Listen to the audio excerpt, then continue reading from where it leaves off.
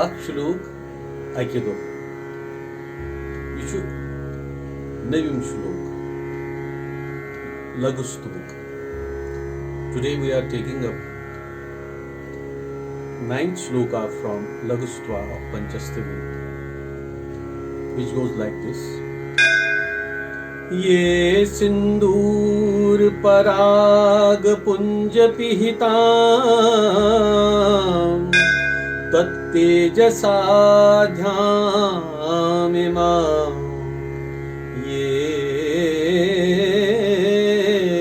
सिंदूर पराग पुंज पिहिता तत्तेजसा ध्यामिमा ऊर्वीं चापि विलीन यावकरस प्रस्तारमग्निमिव ऊर्वीं चापि विलीन यावकरस प्रस्तारमग्निमिव पश्यन्ति क्षणमप्यनन्यमनस स्तेषम् अनङ्गज्वर कलान्तात्रस्त कुरंग शावक दृशो वश्या भवन्ति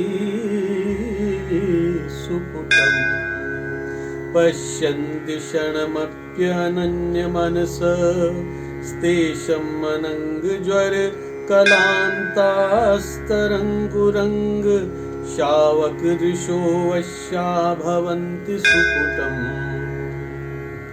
अर्थात जो भक्त एकाग्र मन वाले तुम्हारे तेज से इस आकाश को सिंदूर की धूलि के समूह से छिपा हुआ और इस पृथ्वी को भी पिघले हुए लाक्षारस के विस्तार में डूबी ही जैसे एक क्षण भी देखते हैं, कामदेव के संताप से पीड़ित डरे हुए हिरण के बच्चों की जैसी आंखों वाली सुंदर शक्तियां सर्वज्ञता आदि प्रत्यक्ष रूप में उन भक्तों के वश हो जाती हैं। We are coming to the same point. This is the Saraswati aspect that we are taking up. Panchastavi states in the beginning about this aspect only because this is associated with creation, decoration and the first phase of the entire life around us.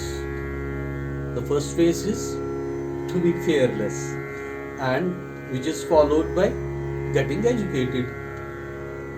If at all we see such a Swarupa of this goddess which just mentioned in this shloka, Sarvajnata. Sarvajnata means all knowledge. Knowledge of all aspects of life and beyond.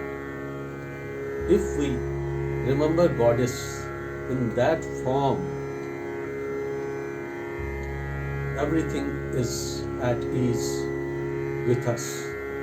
So be good to all. Sarni बेबिन रुत, सबका भला हो। सरस्वती का अनुग्रह है तो बाकी अनुग्रह तो स्वतः ही आपके साथ साथ हो लेते हैं। और इस महामारी के काल में ईश्वर से मेरी यही प्रार्थना है कि लोग एक दूसरे को समझें, मदद करें और एक दूसरे को ज्ञानान्वित भी करें, मिसलीड ना करें, गलत मैसेजेस ना दें, जिससे हम सब का कल्याण ही होगा। अहि तुरुत्फा।